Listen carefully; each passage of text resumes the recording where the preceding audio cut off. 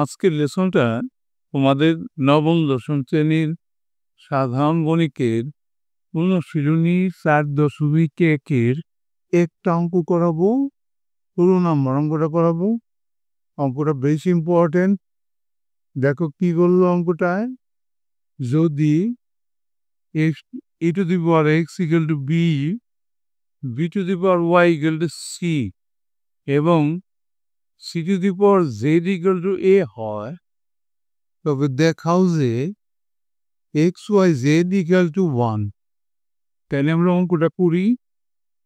অনুশীলনী 5.1-এ 16 নম্বর অঙ্কটা আজকে করবো আমরা। শুরু দেওয়া আছে কি,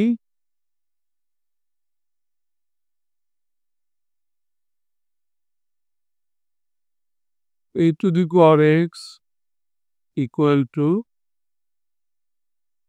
b, b to the power y equal to c, R e to the power z equal to a। কি দেখাইতে বলা হয়েছে, এতে হলে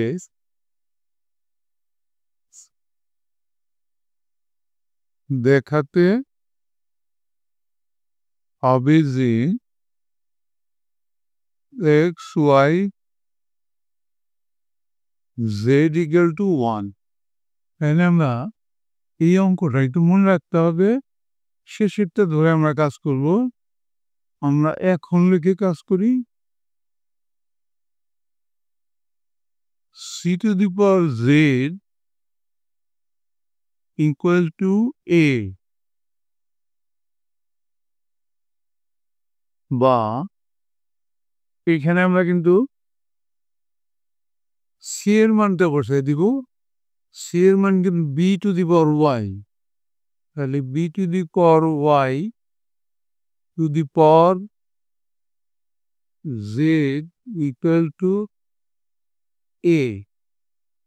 আমরা এখানে কোন নিয়মটা ফলো করতেছি একবার একটু দেখাই।